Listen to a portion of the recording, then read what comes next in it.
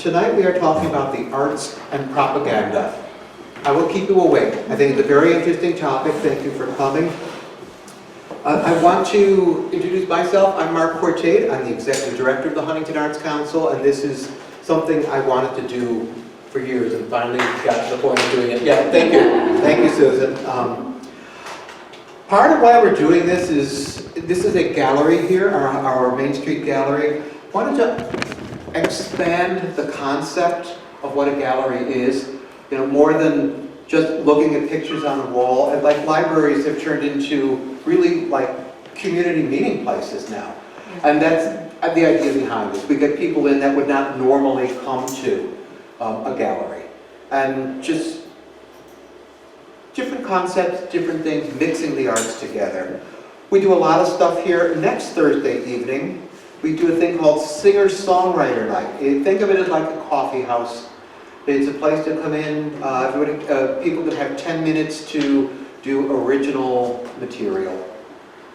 It's $5 to come and watch, $10 to perform. And it's a service we do for a community that wants a safe place. You don't have to go to a bar to do this. You know, we can have high school kids, and it's been very popular. This is called Nightmare on Main Street, which ties in with Halloween. It comes down this weekend. This is 6th to 12th grader artwork. And we're in an area that has some fantastic artists and some fantastic art programs. So just check it out. Well worth seeing.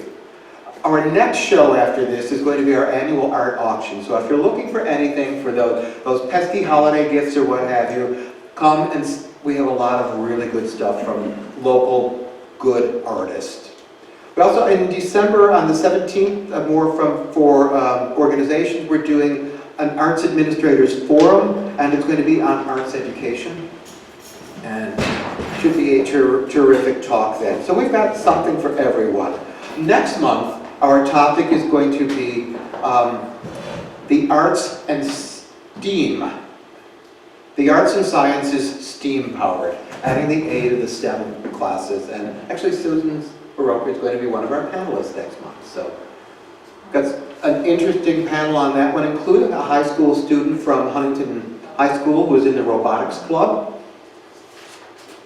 So tonight we have, alphabetically, Barbara Applegate, Leonard J. Lehrman, John Torres. From the visual art world, the music world, the theater world. What I'm going to do is give a brief little intro, and then we will get into some introductions from the panel and get on to talking about the arts and propaganda. Here is my thesis, as we would call it. Art may be used to persuade. It is not objective, and it is rarely the unadulterated self-expression of individual genius. It may be part of the agendas and demands of others, and is a powerful method of expressing a point of view. So propaganda can be used as a tool, either intentionally or unintentionally, to influence public opinion, especially during times of war and conflict. So with that, I'm going to ask the panel for brief introductions of yourself. I'd like to refer to all of you as part of the cultural landscape of Long Island, because you are. Each of you has viewpoints and visions that some might view as platforms for social change. Include any brief examples as you introduce yourself of things you've done in your respective fields that you feel have made an impact that some might call propaganda, some might not. So I'll start with John Torres, because he's right here. Thank you, Marc. As Marc said, I'm John Torres. We know each other going back many years, sharing some theater together originally. Most recently, I've done a lot of work with Eastline Theater in Wantagh. It's a black box theater, hosts a full main stage season every year. We're multiple recipients of the DEC Award through the Huntington Arts Council, which we're very happy and proud of. What I personally like about Eastline is the mission is to do rarely or seldom done works that have something to say, that look like the community in which it serves, which is kind of neat. A lot of thought goes into selecting the 8 or so main stage shows that are done every year.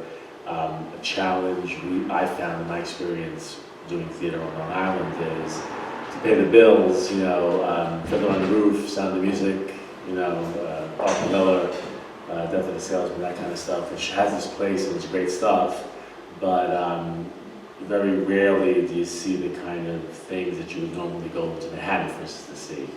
And that's one of the services that Eastline provides. And in doing so, some of the productions that we've done definitely, you know, one could say have a, you know, political bent, have a point of view, and actually could, you know, make people think and maybe spur some discussion and change and stuff like that. We share. My name is Barbara Applegate. I'm the director at Steinberg Museum of Art, which is on the LIU Post Campus over here in Brookville. I'm just entering year 21 in that position, and I know. And I've spent 25 years working in the not-for-profit sector in this area. I also teach in art history with a specialization in American art history. When we think about the notion of propaganda and we think about teaching American art history, you know, that's certainly part of our discourse. So when we look at Washington crossing the Delaware versus George Washington Carver crossing the Delaware, you can have two very sort of different kinds of conversations about what kind of propaganda we're looking at.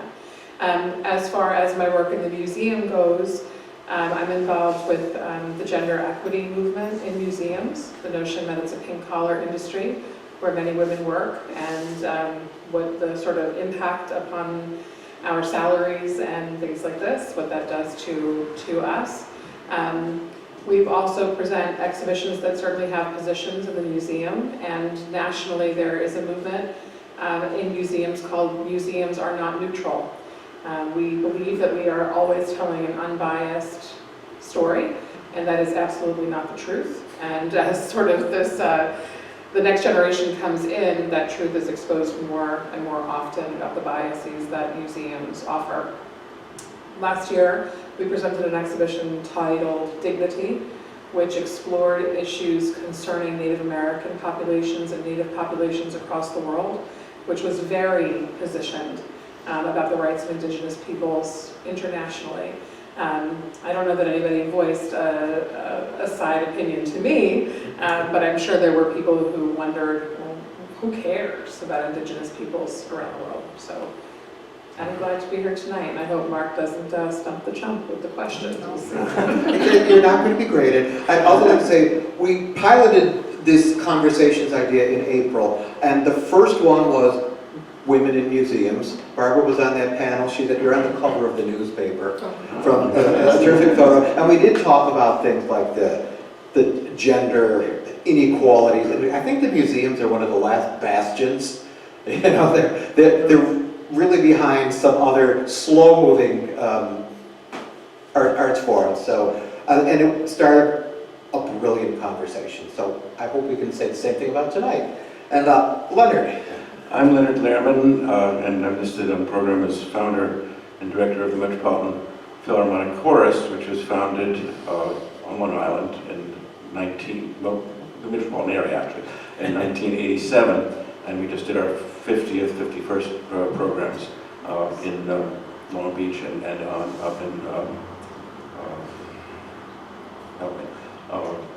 Roswell. Yeah. I'm actually native of Roswell, but living in Bella Stream now. And the Metropolitan Philharmonic Chorus was founded to do works that other choruses could not or would not do. Particularly the great oratorio, I Have a Dream, the cantata by Ella Siegmeister, that was written while Dr. King was alive and was to be premiered at Synagogue in Long Beach. Was premiered there, but that was 12 days after Dr. King gave his Riverside church speech, and so it was all hushed up because Dr. King became, I don't know if you remember this, but something to me, not be old enough, but the last year of his life, Dr. King was in living hell. He was persona non grata. because of that speech criticizing the Vietnam War. And he was assassinated exactly 1 year after that speech. And during that year, the cantata was premiered, and he was supposed to come, and Jacob Javits was supposed to come, Robert Kennedy was supposed to come. None of them came because the American Legion threatened to picket the temple if Dr. King showed up. Now we consider him a saint, but that last year of his life was hell. And that piece was kind of buried until 1989, when I resurrected it for Dr. King's 60th birthday, which was the same day as Elie Siegmeister's 80th birthday. And we did it at the Harlem School of the Arts, and it was broadcast on WQXR and WBAI for years after that. And we just did it again last year for the 110th birthday of Siegmeister and the 90th birthday of Dr. King. We did it in Huntington 10 years ago, for the centennial. So the chorus was founded to do that piece and this piece, We Are Innocent, based on the letters of Julius Ethel Rosenberg. And I suppose that Roy Cohn, who was the mentor of the current Oval Office occupant, would probably say that that was communist propaganda, because he personally helped to get the Rosenbergs killed, particularly Ethel. I don't know, I don't think it's communist propaganda, I don't think it's propaganda, but what does the word propaganda mean? I hope we're going to get to talk about that, because I have I'm going to be talking about music, but I'm going to be talking about it as it relates particularly to theater and literature and poetry in several cultures. American, Russian, German, Romanian. We just got back from Romania, and I have some Romanian work to share with you. I hope I'll get a chance to read you a short poem. And it's going to be sung by my wife here in Huntington, October 2nd. We just found out yesterday. It'll be at the Whitman birthplace. But I'd like to read you a poem just before we finish. So, I mean, propaganda is a loaded term. It's negative. Let me get in here. Let me give you a good segue here. How do you define the meaning of the word propaganda? What do you think it has different meanings in different cultures and societies? Okay. The word comes from the Latin. It's an ablative gerundive from propagare, which means to propagate or to spread around, to disseminate, to enlighten, to teach. That's where it comes from. And in certain cultures, it's thought of very positively. The first use of it in modern times is in 1622. Pope Gregory the 13th, Gregory the 15th, and then in 1627, Pope Urban the 8th started the variously described as congregation, commission, or collegium, college, de propaganda fides, for the dissemination of the faith, for the teaching, the propagation, the propaganda of the faith. That's the first use of the word propaganda in Latin. And then it was 100 years later that it was first used in English. In 1718, believe it or not, in a translation of a French tract that had been written at least 10 years earlier about a voyage to the Levant.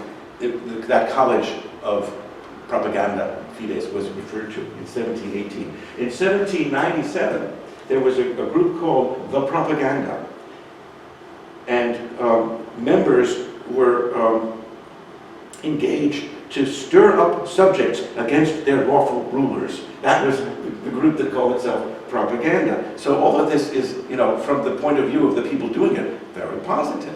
Now, I first encountered the word propaganda in my own work and in my own research, writing an opera based on a short story that my uncle discovered in the New York Public Library, called The Krasavitsky Couple. This is a poster from it. It was done at Cornell in the 70s. And this short story was written by David Yakovlevich Eisman, who was called the Jewish Chekhov. He's almost entirely unknown in the West, or anywhere now, because he was an exile from Russia who wrote in Russian, was published and performed. His plays were performed. And his poems were published, stories were published in France and in Germany. Never in Russia, only in Russian. And my uncle discovered this, and I made an opera out of his story, and there's a passage in the story, which is in the opera. This woman has adopted a child orphaned by pogroms, and she thinks it's such a great idea. She says, "Oh, I'm so glad I got the idea of taking her, and now I will make propaganda. I'll raise the point. I'll agitate. You'll see, many, many people will follow my example, and all the children in the orphanage will be adopted." And see, there she is making propaganda in 1906 in Russia, in a positive way. And what happened to that term in Russia? Well, in 1920, there was an office of agitprop organized. Agitation and propaganda in the Soviet Union. They toured, a theater group toured Germany in 1927. That's the beginning of agitprop theater in Germany in 1927. And then, of course, you get Bertolt Brecht, which I will get to talk about because he has a special place and also Mayakovsky. Mayakovsky was the first Russian song that a poem that I set to music, and it was just recorded last year in St. Petersburg. And we'll get to talk about him because his place in the area of propaganda is unique, just like Bertolt Brecht's. Well, let's get to some, I came up with some historical concepts, artistic concepts of propaganda. You can argue with me on some of these if you like, or you can expound on them if you like. 1852, Harriet Beecher Stowe writes a novel called Uncle Tom's Cabin. Abraham Lincoln met Stowe at the start of the Civil War, and it's a very famous quote, "So this is the little lady who started the Great War." Is Uncle Tom's Cabin a work of propaganda? You know, it was written to really inflame the North, and it's regarded as a seminal work. I wouldn't call it a great work. I mean, I actually have read it. I don't know if anyone else has read it. Sure. And parts of it are very good, and parts of it where she's like on her soapbox are very good, and other parts are like, "You've got to be kidding me." You know, I saw The King and I know what happens. There's, you know, that is one example. I will go to a theatrical example. 1937, there was a musical review called Pins and Needles. Do you know Pins and Needles? Yes. Well, Oh, yes. this is a very interesting thing. It was the International Ladies Garment Workers sponsored an inexpensive review, and it started on Broadway starring garment workers performing. And it was a lighthearted look at current events in society. And it did get politicized. There were spoofs and things in that. Harold Rome wrote the music of this. Some of the book is by Marc Blitzstein. Well, Marc, that had many different iterations, yes. And Wittstein did have a skit in it, which was a takeoff on the Federal Theater. It was called FTP Plowed Under, Takeoff on AAA Plowed Under. Yeah, but I mean, I'm an expert on Wittstein. I haven't finished 20 of his works, but Harold Rome wrote most of that work, and then Wittstein was in part of it. I'm sorry. Yeah, and the Cradle Rock is right around that time too, Exactly. Which is another style of After that. political theater. Yeah. Which are, you know, and they were subversive. Cradle of Rock is a subversive musical. And it has its moments in it. I will go to another example, which, you know, I'm happy when I watch Turner Classic. Great film called Mrs. Miniver, released in 1942. It started getting filmed in 1941. William Wyler, why did he make this film? He was born in Austria, a Jewish background, and he wanted to do a film that would sort of convince people to say, hey, we've got to stop being neutral and do something about this. And he makes it, it's a really remarkable film for the time. It's not a war movie. It centers on a family and what the war in London does to the family dynamics.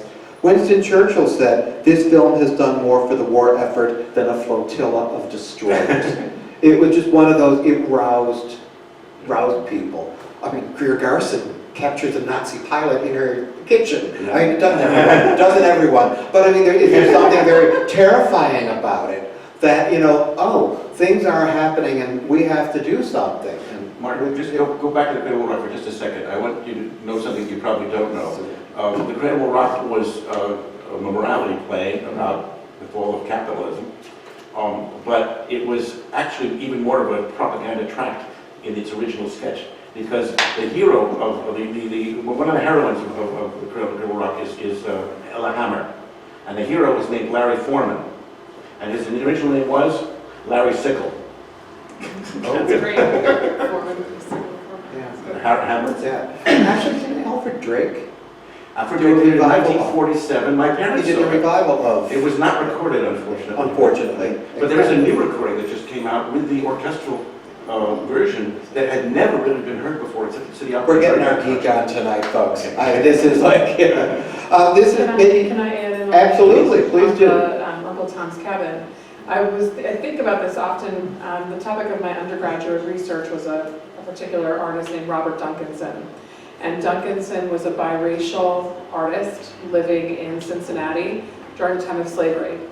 And he goes as an interior painter. He's painting this home.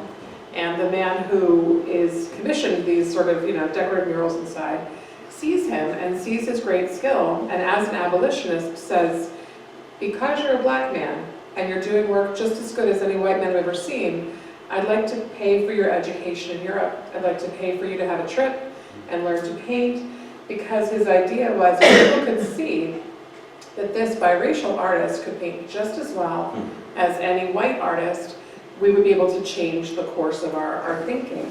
But there's a point at which it begins to feel to the artist exploitive.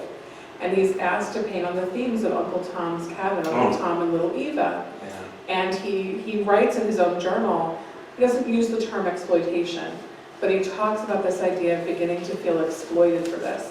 And this is kind of that turning point of propaganda and exploitation that I think is, for Uncle Tom's Cabin, something interesting. There was a musical too, wasn't there, Uncle Tom's Cabin?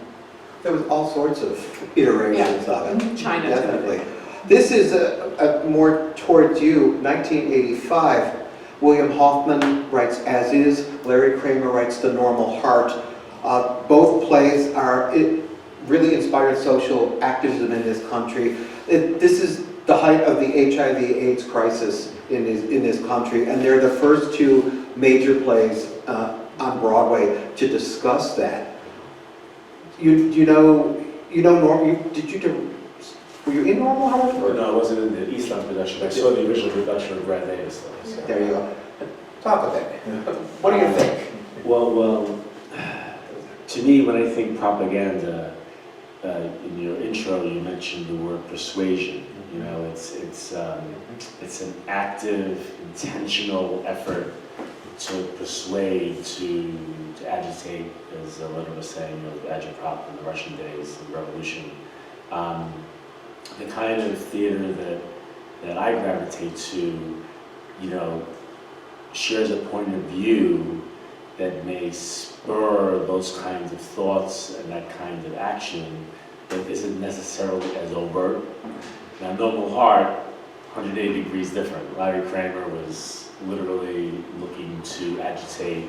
He was hanging out outside the theater lobby, handing out pamphlets, literally, shouting to anybody who would hear him. So that's a perfect example of overt theatrical propaganda, which I think was done really well. But I think also as a matter of for its time, what it was trying to do, it really was really well placed, right? So you counter that with something like Leonard's Sweat, right, which was first produced in 2016 prior to the presidential election that year, right? And I don't know if anybody's seen the show or familiar with it, but it's a perfect explanation for where our country was at that time, resulting in how that election turned out. Leonard wasn't overtly trying to say that, and how could she, right? But she was really capturing, observing a particular point of view at that time, which really wound up being pretty prescient, right? Leonard was mentioning Brecht. A lot of people automatically think of him in terms of propaganda, but the epic theater, his goal was to really be actually, from a point of view, dispassionate. His goal was to present each side rigorously and let the audience decide which one was quote unquote right. That's the kind of thing that I kind of gravitate to. Is I think that when you get hit over the head, kind of what Marc was saying about, Uncle Tom's Cabin, when you get too obvious about it, then I think it ceases to become art and it becomes something else. And that's really, I think, a very good point to make, is something like, I mean, Normal Heart he was angry, and he was forcing a point of view on you.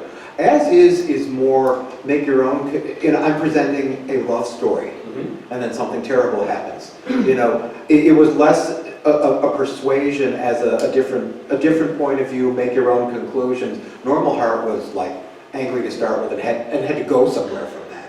And just was definitely, I think, more in the propaganda category than As Is was. There's an opera called As One by Laura Kaminsky, which has had about 27 productions in the last few years. I think it's the most produced contemporary opera today. She's a good friend of ours. Her father is actually president of my bris, would you believe? He called me his godfather. But she wrote this opera, and it's about transgender. It's a man and a woman playing the same person, basically. And it's very sensitive and it's very light for the most part. The heavy part of it is the propaganda part of it, which is in the middle of it, they recite the names of all the transgender people who have been molested or hurt or killed because of their status. It's very powerful. And as I said, it's one of the most popular things today. I'm going to say sometimes there's examples where I think in this country we get the idea that propaganda is a bad thing. Propaganda is bad, you're not supposed to do it, even though that statement was kind of propaganda.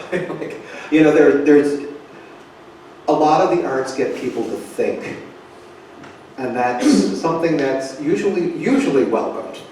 We won't get into present times, but I wanted to go back to Mayakovsky, who was a writer of agitprop plays and poems. He wrote The Bathhouse, The Bedbug. He wrote a play called Vladimir Mayakovsky, starring Vladimir Mayakovsky. And he was lauded, as a champion of agitprop. But on April 9th, 1930, he read a poem called At the Top of My Voice, and in it he wrote, "Agitprop sticks in my teeth. I'd rather write romances to you." And the students in his audience shouted him down as being too obscure, not being agitprop enough. He committed suicide 5 days later. And was lionized, canonized by Stalin, because he was no longer a player. But a very important writer of dynamic verse and plays, and associated with agitprop, and yet ambiguous, the way Bertolt Brecht was. There's a wonderful story. You're talking about Brecht and his dispassionate. Well, it's the Verfremdungs effect, which is sometimes translated as alienation. But it's not a very good translation. It actually comes from Prioma, which is Meyerhold's term. He borrowed it from the Russians, actually. And his concept of, John Fuchs said it beautifully years ago. He took it from Wordsworth. He took Wordsworth to paraphrase Brecht, making the strange familiar and familiar strange. And there's a wonderful story that my colleague James Lyon, who wrote a book about Brecht in America, tells about how he interviewed people in Hollywood that Brecht hung out with. And there was an FBI report or something about these people. And they were in 3 groups. The first group was solid communists, and the second was anti-communist. And the third group is Bertolt Brecht. He was right on the fence constantly. And there's a story that when he came to America for the first time, the mother was done at the theater union, and he and Hans Eisler, the composer, were there, and they were yelling and screaming about how their work was being maligned, and they were probably thrown out of the theater, actually. But they started calling for Communist Party rules or something, and then the people in the theater were communists, and they called them Communist Party rules, and Brecht and I said, well, we're not communists, we're not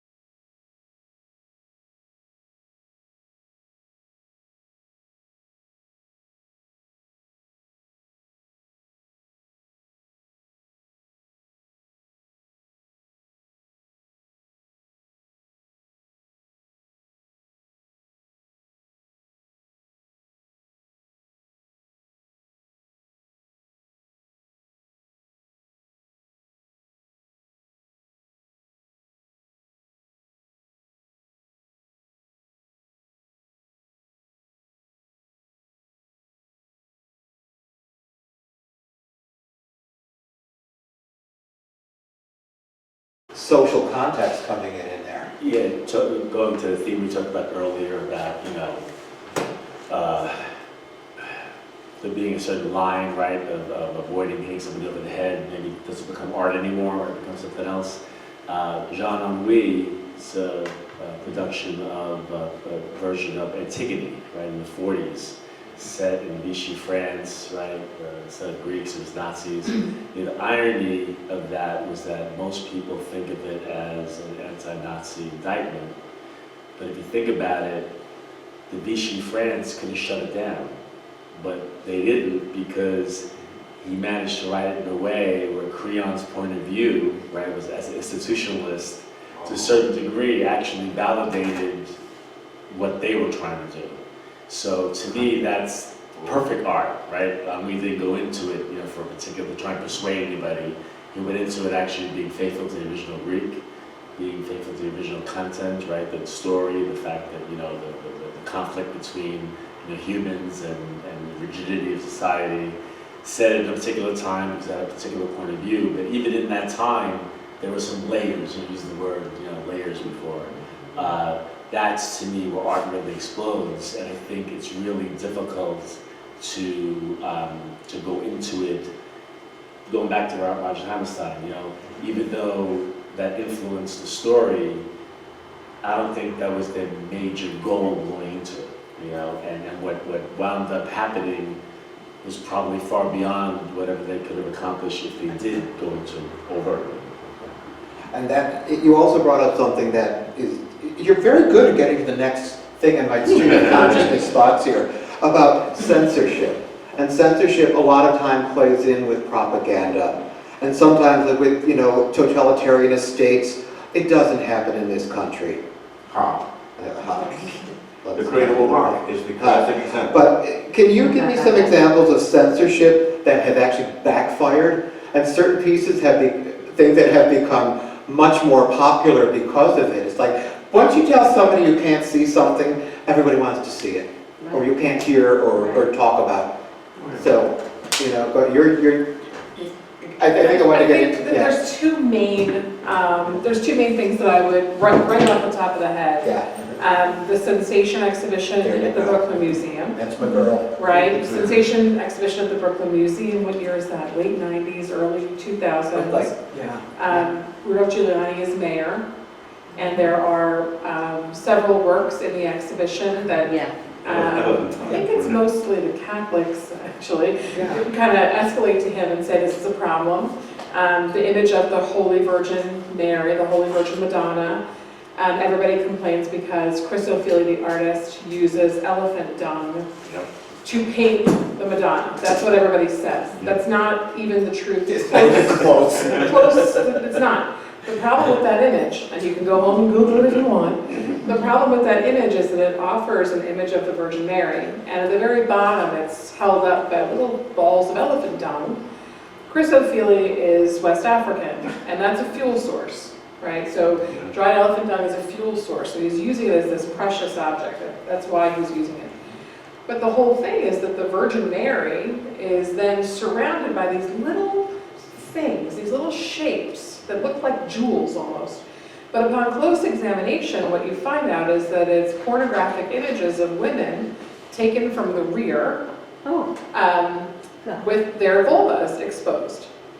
So this is what never gets discussed on the news, because we'd rather talk about elephant than the process of birth. So O'Feely is the Virgin Mary is nothing if she doesn't give birth to Christ. And so when he puts those images in there, it's very offensive to people to think about the Virgin Mary as female and a birth giver when you kind of throw these images. So it's very difficult. So Sensation, and then there's a black woman who serves as Christ in a Last Supper image. The whole thing is degenerate art, and Brooklyn Museum loses its funding. The city threatens to defund them and close the doors. Where's the Brooklyn Museum today? Right? They are at the top of the line. And the second one that I think that comes to mind almost immediately is Robert Mapplethorpe at the Corcoran Gallery in Washington, D.C. When that was closed, there's so many examples of this, but when that was closed, the staff of the Corcoran Gallery and the workers, blue-collar laborers of their team worked to bring a slide projector outside at night to show the images on the blank wall of the Corcoran Gallery. And security, turned a blind eye and allowed these images, which were homoerotic male images, interracial, you name it. But now, rather than just being on some quiet walls inside that you had to now it's on the outside. And I think those are two, to my mind, those are two recent famous. And the other examples. thing with those sensation, I think it was 1998, because we did work together at the time. And another colleague said, "You want to go and change yourself to the front of the Brooklyn Museum tomorrow?" So, okay, you didn't have to do that, but could you get a ticket to Sensation after that? They extended hours to get people into this thing. It suddenly became the hot ticket in town, and gave sort of like, there's no such thing as bad publicity, and bad publicity is good publicity. I wanted to talk about the Cradle of Rock, and have you seen the movie called Cradle of Rock, which is also about the mural of the Rockefeller mural. Diego Rivera. Diego Rivera, yeah. It's all combined, it's smashed together in one film, and it was really 3 films. It was also about the Federal Theater Project, and it was a $40 million film, didn't win any Academy Awards, which is a shame because it was a terrific ensemble piece, but it really was 3 films. And the Cradle Will Rock was censored. The Federal Theater Project was forbidden to produce it, and it's the classic example of censorship being turned around. The only example in history of a cast threatening not to, demanding that they work rather than going on strike. It was the opposite of the strike. They were kicked out of their theater, and they found another theater, walked up 20 blocks, got a piano, and Woodstein performed the whole thing on stage with the actors. Well, the actors were forbidden by Actors Equity to come on stage, and this turned out later to be false, but that's what they were told at the time. So Orson Welles had the idea. There's nothing that can prevent you from buying your way into the theater, and then then get up and speak your piece when your cue comes. And that's what they did from all over the theater. And then managers out, besieged them, they wanted to produce it that way. And that's how the piece was almost always done until just this last year. It was finally done with the original orchestration that had been discarded. Well, Leonard Bernstein told me that he preferred the original version, with the version with piano, actually. But the orchestration is amazing. I mean, Blitzstein was influenced by both Hans Eisler and Kurt Weill. And you can hear the Eisler in the piano score, but you can hear Weill in the orchestra score. That's the difference. And I didn't realize that myself until I heard it just last year. And we didn't even talk about Kurt Weill, who's a very interesting character. Well, if you want to talk about censorship, though, the Rivera, you want to talk about the Rivera mural? You probably know more about that than I do.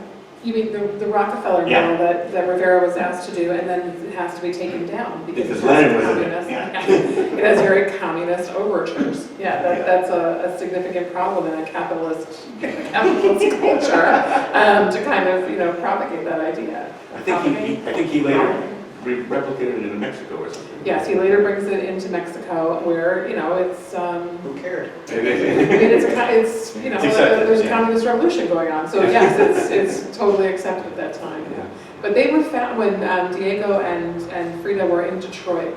They were fascinated by the automobile industry. Yeah. Actually, they kind of talked about it feeling communist. Actually, this way that it was produced and things like this. We mentioned Giuliani and others leading the protest against art. This brings up something that is close to home. I was at Harvard in 3 classes with John Adams, who wrote the opera based on Alice Goodman's libretto, The Death of Klinghoffer. And she is Jewish, but she later became an Episcopal priest. I mean, she's accused of being self-hating, and I think it's not inaccurate, because she depicted the Jewish characters in that opera as not very sympathetic, and the family was very upset. They asked them to cease and desist. And they wouldn't. They said artistic license.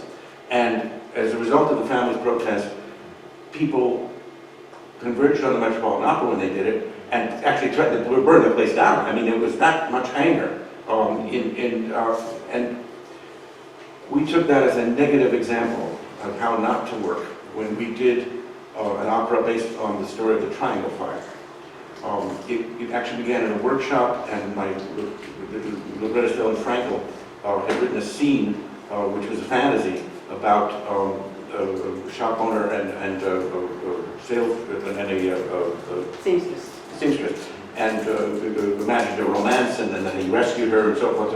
Well, that never happened, and she wanted to expand the opera, and we did expand the opera around that scene. And then when we started talking to people who were descendants of survivors of and victims of the Triangle Fire, one of them said to me, "You're going to incur the hatred of everybody because you're depicting this woman as a fragile flower. She was a strong woman, and the factory owner was a greedy bastard, but he was a family man. He was not a womanizer. No, you're going to do everything wrong." So I went to my librettist and I said, "We are not going to take the example of the death of Klinghoffer. We are not going to go against the families. We're going to change the story to make it true, because there's enough in the original story that's dramatic." And when we announced this, we had 6 performances of one at HBO, and there were survivors, family members there. And when I mentioned that, they all cheered.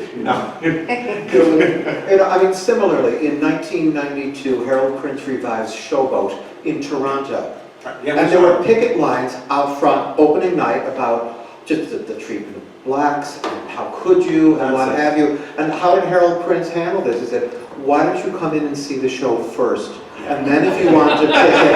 And it turned out to be the opposite. I mean, he did a really brilliant job with this show. And Marc, did he collect ticket prices from those people? That's the way to do it. Amen. But he got great PR from it. No such thing as bad PR. As long as they spelled it in right. The censorship is, again, an overt example of institution exerting undue influence over art. It's not always overt, like the Adjecop talked about with the Russians or China, right? If the whole system is controlled, and by definition, the art's going to be controlled. But like in Elizabethan times, Queen Elizabeth, at that time, to do a show in the theater, it had to be licensed. So Queen Elizabeth didn't have to tell you what to write, but if you didn't get a license, that kind of took care of it. Lord Chamberlain, right? And it was really important, actually. It turned out an important tool for her and her government, because because of illiteracy, to get her message out, it wasn't like a lot of the populace was going to be able to read a pamphlet, but to see a show that they could pay pence for to get to was really an important mechanism for kind of getting stuff across. So it's one of those obvious freedoms we have, which just kind of makes efforts at censorship even more inappropriate. Because if you think about it, like going back then, those people would have literally done anything to be able to get the kind of voice that we take for granted here. And just to bring it back to, Shakespeare was writing works for hire. To bring it back to that. Anybody think Shakespeare's works are not great art? There is something happens there. So that comes from work for hire. Go, and then I want to mention one more thing. Censorship in the theater. Do you remember the skit from Beyond the Fringe? About Lord Cobble? Do you remember that? Yeah. You want to do it? Or No. I did. I don't do it. That was my role in my first play at Harvard, in Beyond the Fringe. I played at the Dudley Moore. And Lord Cobble, what do you think of censorship in the theater? Well, frankly, I think that censorship in the theatre, far too much gets by in the name of entertainment these days. I mean, I go to the theatre to be taken out of myself. I don't want to see lust, rape, incest, sodomy. I can get all that at home. Thank you, Lord Cole. There's a wonderful interview with Seth Family Guy. Meyer? McFarlane, where he's talking about being on the BBC and he's talking about censorship, and it says something, well, they got, it pisses off the censor sometimes, and the British censor, oh, we have to apologize, like, my explanation of censorship got me censored on the BBC, which happened. I'll bring in one more thing and then we'll talk about here. There was a play in 1969 called McBird. Yes, I was hoping you would bring that up. It's taking Macbeth and sort of putting the Johnsons in as, Wow. yeah, Ken wow. Ken O'Donnell. Wow. Reuben Flanagan was Lady Bird, and I forgot, oh gosh, I can see him. Stacy Keach. Well, Yes. that's a lot of people went into this, but this was one of those shows that probably would not have run had it not been so controversial and, been so derided by so many people. It's like, we have to go see this. Marc, It ran for, I wrote an editorial about that piece in my high school newspaper because the Honor Society wanted to go see it and the administration wouldn't let us go. Yeah, that was censorship, yeah. there's a lot of fascinating things here, but we've got some people, and I wonder if you have any questions or comments, and I saw some, I don't know, did we step on your toes at all, Oksana? You lived in Russia, correct? Yeah. Yeah. A couple of things which was not exactly right, but it's okay. Any point or counterpoint you want to make with us, or? No, yeah, pretty much it was propaganda, most of the time. Yeah. Most of my life I was Yeah, there was propaganda. That's the way it was, right? there. Exactly. Well, I can speak to that. I have a dear friend who grew up in Russia and he's now working for Boeing in Seattle, but he used to talk about how when you write a 25-page thesis in engineering or whatever, you always write for 19 or 20 or 21 pages because you have to leave 4 pages to fill in, party programs and all kinds of other things, and he also, there was a joke that he told my parents and then I told him and he said, oh yeah, that's a very old joke, the beard is longer than yours, which is that there's a sign that there was always a sign that said Lenin is with us, Lenin is always with us, remember that? Lenin's now. And the joke was that when a young couple moved into an apartment, it had to be for 3 because Lenin was always with us. Right? That was the joke. Very old.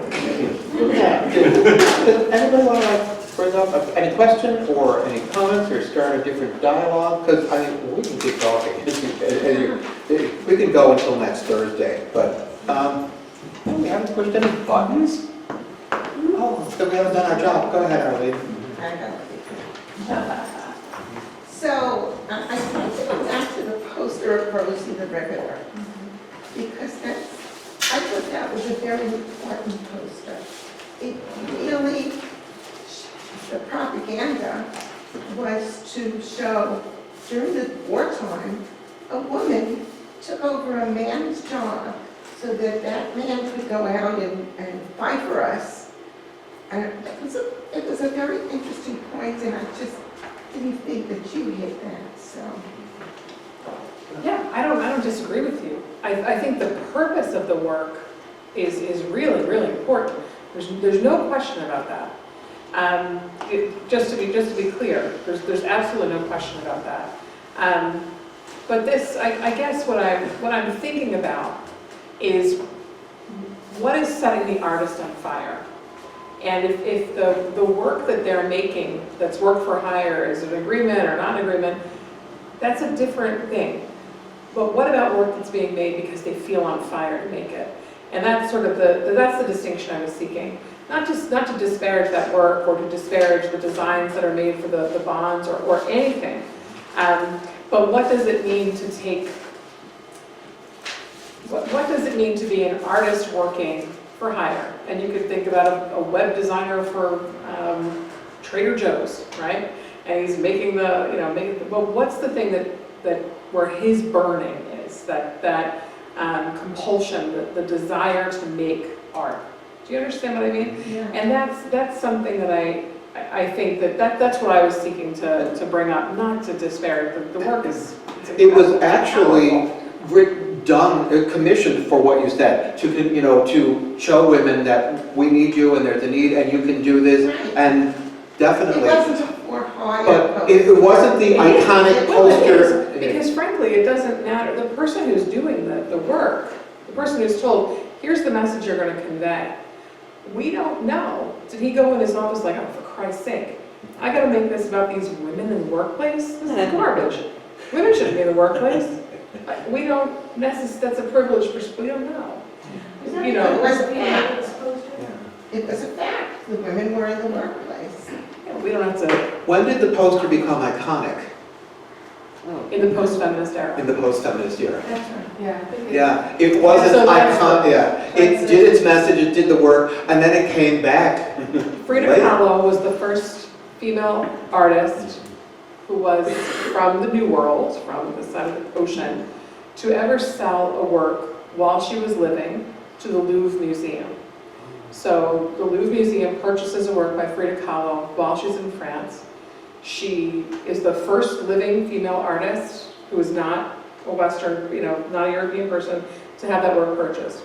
When she comes off the boat back to New York, it says, the wife of Diego Rivera has returned from Europe today. Right? So like we are in a very privileged, and we know this because of the post-feminist era, right? So it's a tough thing to think about, like putting that in its right But it's time. very interesting to think about. Yeah, and it was just a Saturday Night Live sketch. We had happened, in fact, this is my son who's here because, he might get paid in pizza, but we're not going to talk about that. But we just went with my father to FDR's house in Hyde Park. So we had a lot of propaganda last weekend and more effort. And Rosie the Riveter was sort of all over this D-Day exhibition. And then there was a Saturday Night Live sketch that night about Rosie the Riveter. It's totally blue and inappropriate, and you shouldn't watch it with your children, but I did. But this idea about the roles of women, and it was kind of interesting. So, And it's also fun and I use that term in quotes, when you try to, certain works are like derided for the message they were portraying. It's like, you can't put 2019 filters on a work from 1957, 1847. I mean, you just can't. Things were so different. And well, yes, it might be a little insensitive, or yes, certain words we don't use anymore, but get to the subject. I mean, Mark Twain, for goodness sake.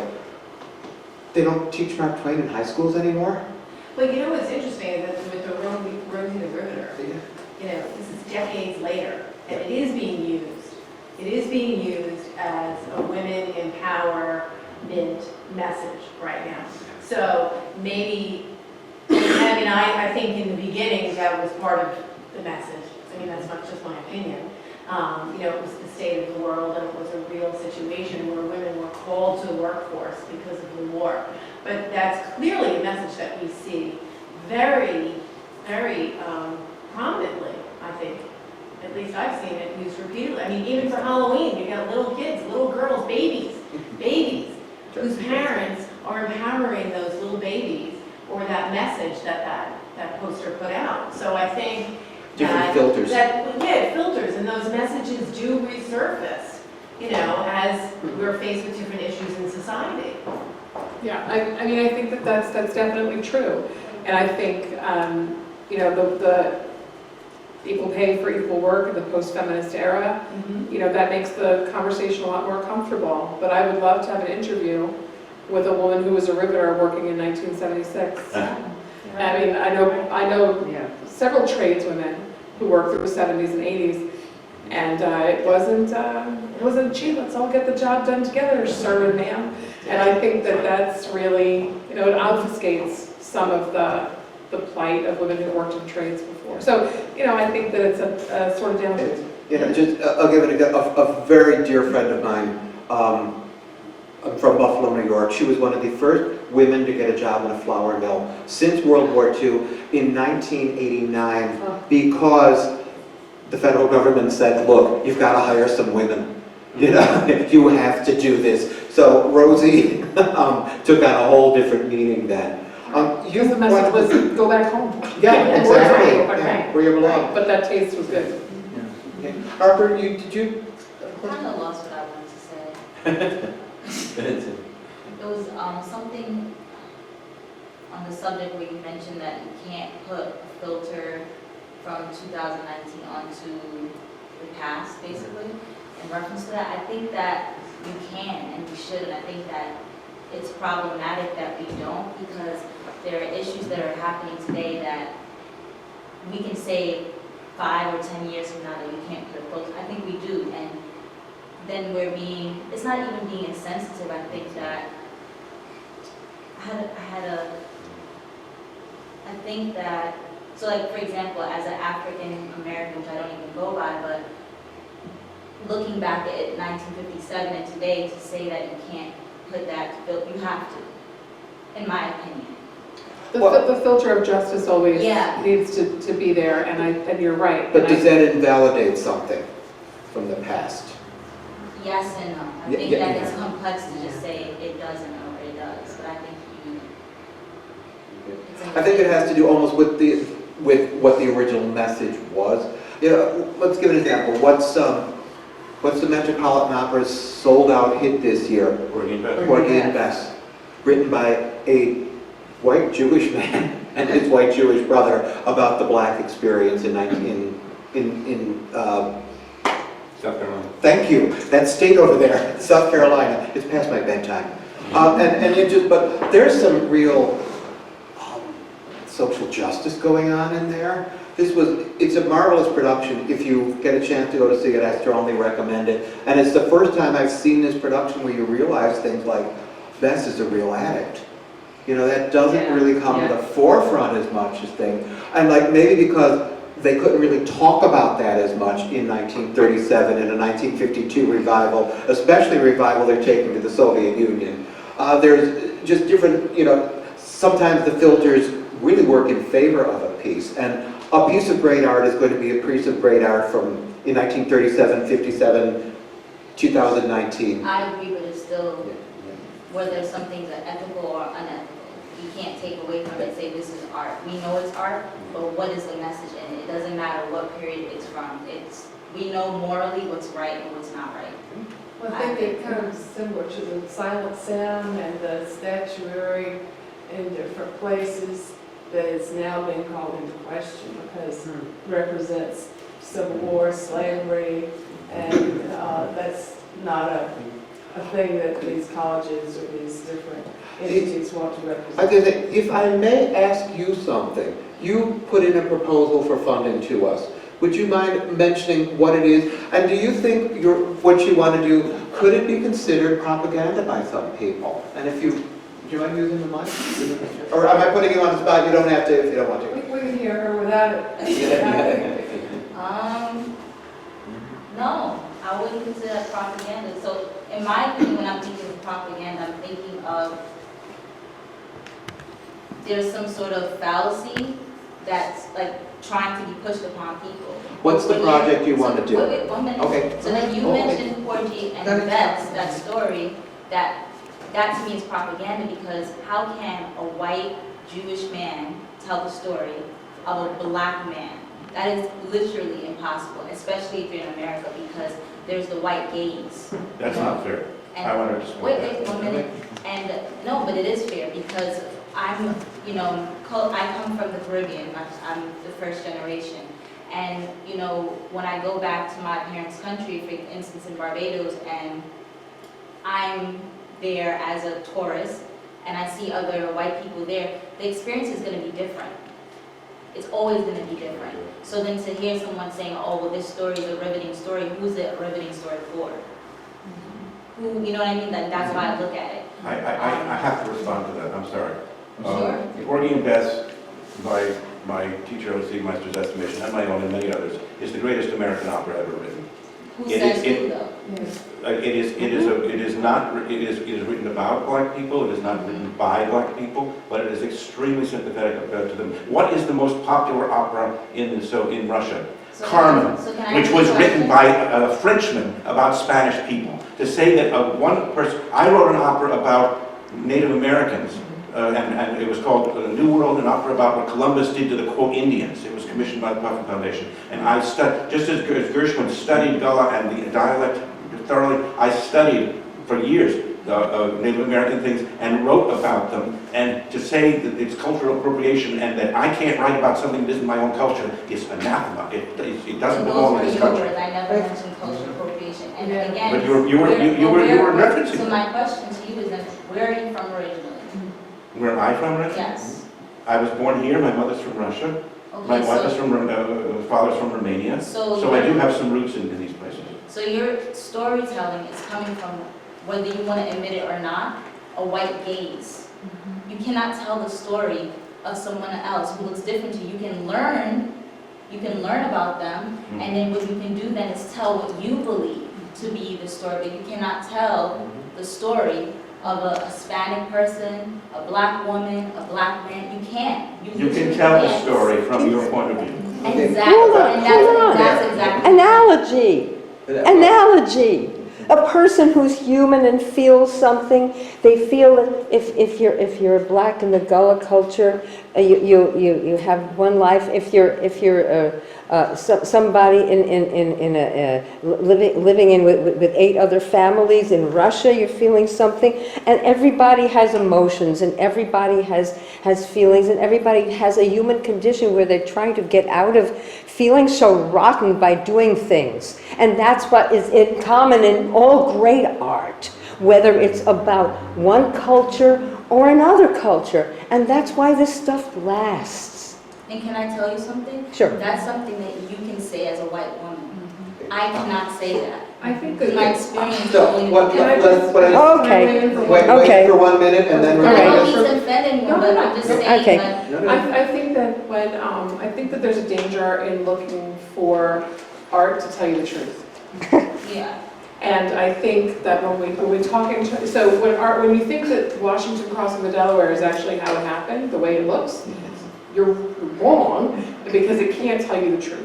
And when we think that artists are only telling us the truth, we should be really careful. That's one side of the point. And I think the other thing is to kind of, to draw a soft line between an incredible story being told, right? Porgy and Bess being an incredible story being told, but to not misunderstand it as authentic Black experience, I think is the point that you're making. And so it can still be a great story, and you can still write an awesome story about Native American experience, but that's it. And I think from that perspective, it's a complicated. Peter Mandel used to say, who wrote the best Spanish music in the world? French people. But it's somebody's opinion. Can I- Bring it on home, bring it on home. Last comment. Okay, so each one of us is born into this life, and we are a product of our personal experiences that came from perhaps my grandma, my grandpa, and their opinions. And this young lady comes from where she came, and it's okay to try to replicate because of your knowledge and the things that you've learned, but it's not the same, and I agree with her. And the point of doing conversations is that we don't all have to agree. We have to have the conversation. Yeah. That's what I think is so important. We have to have conversations. Now, you had a burning desire to read a poem. Yeah. I think it will be a good way to Okay. end up. Thank you. Sure. This better be good. Well, this is No question. a poem by a 92-year-old Jewish Romanian poet who's still alive and presented this to me, and I translated it. And actually, I think you should use the Yeah, red you're shirt. right. You're right. He uses a word that I don't translate literally. He uses the word attentat. Do you know what that word means? It's a German word, and it's usually translated as propaganda by deed. Okay? So it attracted me to this because that's a word that Emma Goldman and Alexander Berkman used when they tried to assassinate Henry Clay Frick at the Homestead strike in 1892. It became the basis of Emma Goldman's whole life of justifying that. This is a piece that me and Helene together that's been done in 5 countries and 49 productions. And Emma Goldman argued, as you were saying, if you're doing theater, how can you not talk about theater and not, can you talk about theater and not talk about politics? It's impossible. So the attentat is mentioned in here. I translated it not as propaganda by deed, but rather as an ill-attempted coup, which is also what it could be. So here's the poem, and it also is kind of related to the 50th anniversary of the moon landing. Here we go. Emerging from a crater on the moon, I flew toward Earth. Upon a friendly breeze, I found a berth and landed in a leafy oak lagoon where I could bathe amid the morning dew. Of onlookers, I gathered quite a few.